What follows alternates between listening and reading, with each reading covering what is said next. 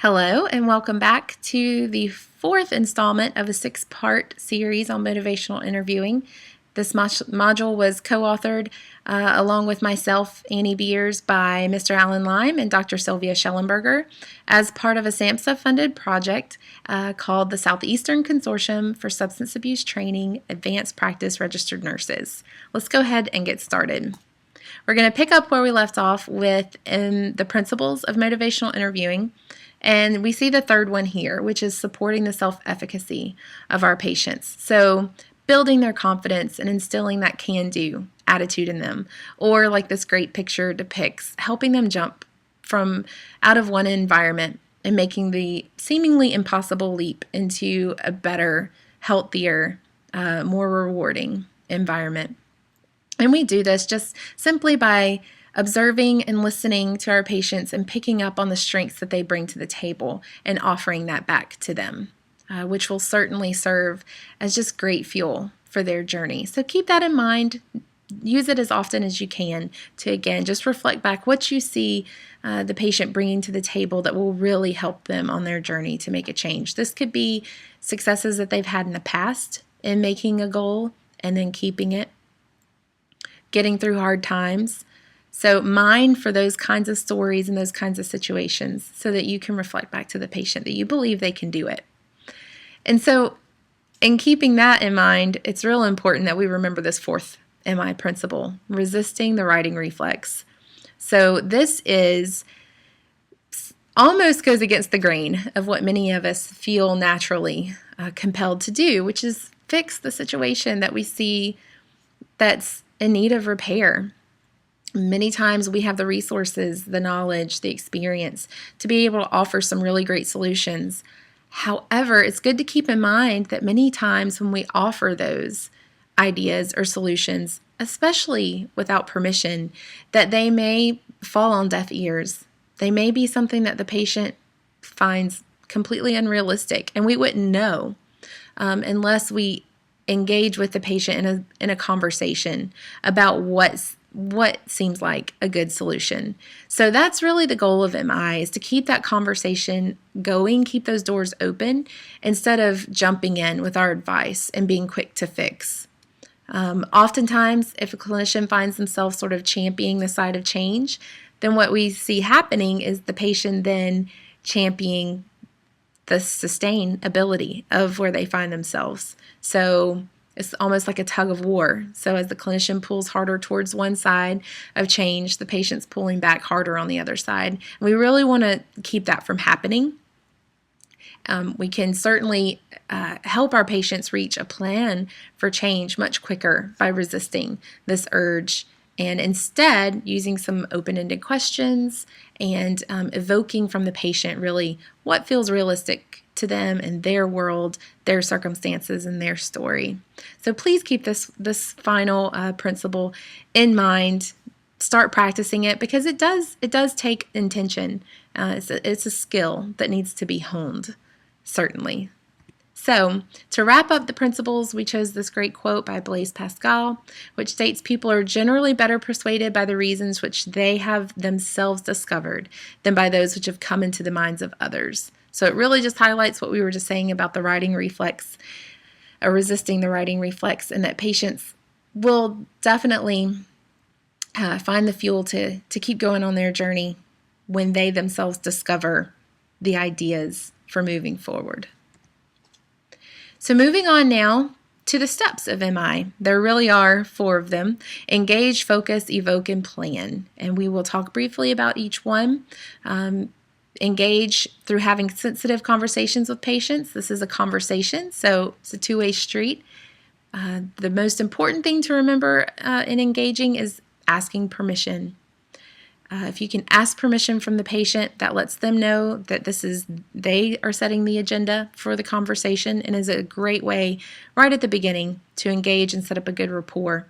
Focus on what's important to the patient regarding the change goal, evoke their own personal reasons for change, and then work with them, collaborate with them to develop a plan. So it's important to keep in mind when you're thinking about the steps that they are best accomplished in order.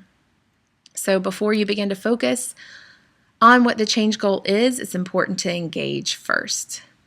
Likewise, you wouldn't want to start planning with the patient what the steps are going to be to reach their change goal if you haven't first evoked from them what's going to work for them in their situation.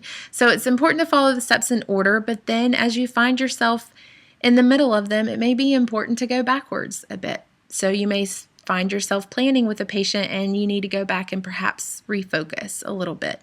So while they must be followed in order, they're also recursive. So I like to think about OARS, which is an acronym that we use in MI to talk about very specific skills that you can use. And I like to think of these OARS as sort of being the walking sticks that we use up and down those steps that I just told you about: engaging, focusing, evoking, and planning.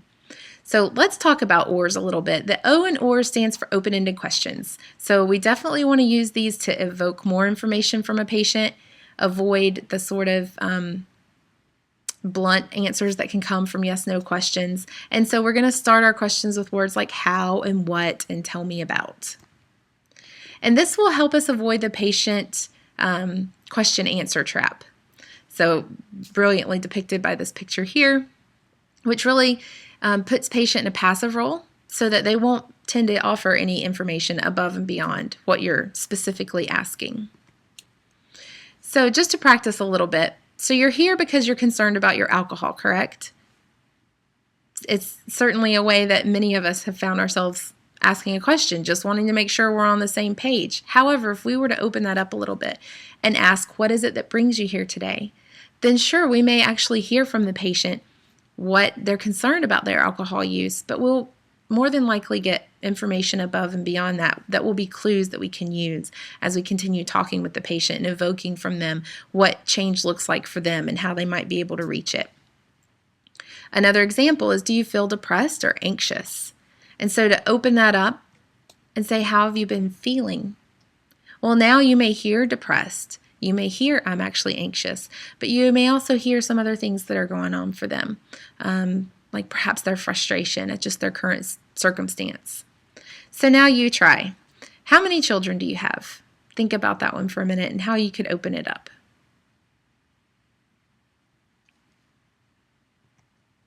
And my answer says, how about just tell me about your family? And just see what are the relational dynamics that are going on in their lives. So again, it's not like you have never used open-ended questions, but what we like to think about in MI is that the more that you can use open-ended questions, certainly the more that you're going to be evoking from the patient and getting, again, their picture of where they are and where they want to be. And that's what you're going to use as you work through the conversation with them to help them conceptualize change. Affirmations are super important in OARS. Why affirm? Of course, because it promotes that self-efficacy. So like we were saying, looking for those small strengths that may help a patient move through some difficult times. It helps build rapport. It really helps our patients trust us and believe that we're on their side if we can offer those affirmations. Something that I like to keep in mind when I'm with a patient is, who knows when it was the last time that he or she was affirmed. So what a difference, I have the chance to make in a patient's life just by taking a minute to really hear where they are, pick up some clues, and be able to offer back something to them about their strengths in the current situation. And so it's important as you use affirmations that you do them sincerely, not exaggerate. We all know the difference when we hear an affirmation that just doesn't sound quite right, like you don't buy it.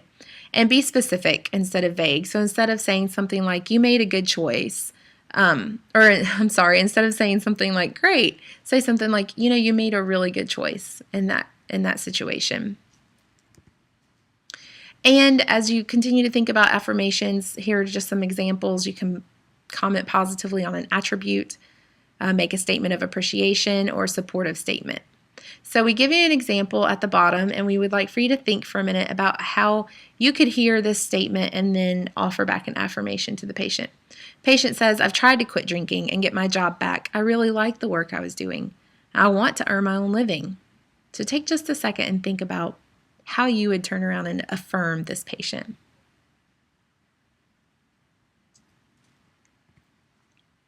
How about this one? You're a person with a strong sense of ethics that includes working and earning your own living. So if you had a little bit of trouble with that, hopefully this example helps you see that it might not actually be that difficult to reflect back to the patient that they value earning their own living. They value their job. And while they feel unable to quit drinking at this point in time, instead of focusing on that, to be able to input something to the patient that you really see as being a strength of theirs may help them then to better conceptualize what it may look like to start cutting back on their drinking. So hopefully this served as a good example and will even motivate you perhaps to try and use a couple of affirmations today.